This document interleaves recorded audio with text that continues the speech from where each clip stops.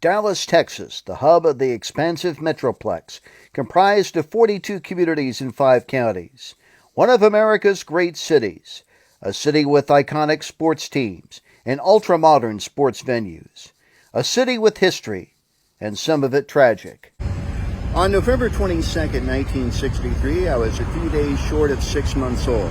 My mom had just put me down for a nap in our house in Fremont. She was watching As the World Turns when at around 12:40 that afternoon, Walter Cronkite broke in with the first bulletins about something that happened on this spot, the assassination of President John F. Kennedy. Well, today we're taking a tour of this area for a rendezvous with history.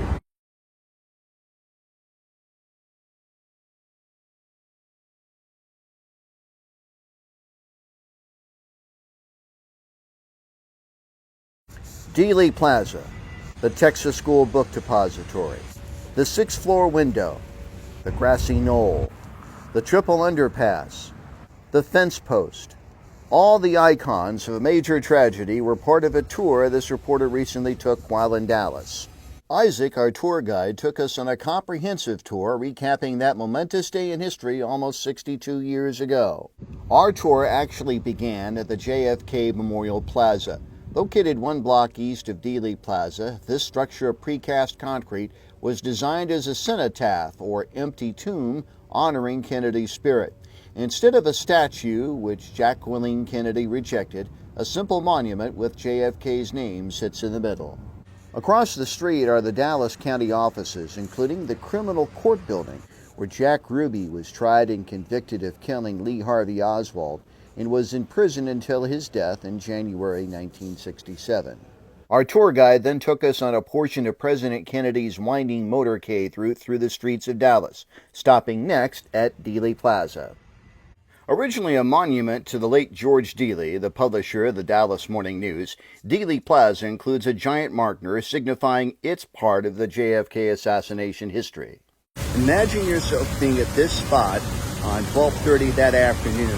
The president's motorcade had just turned off of Main Street onto Houston Street. It was making a left turn onto Elm Street in front of this building here called the Texas School Book Depository when history changed. The Warren Commission ruled that Lee Harvey Oswald fired the shots that killed JFK from the book depository's 6th floor window. The commission ruled that Oswald's first shot missed Kennedy.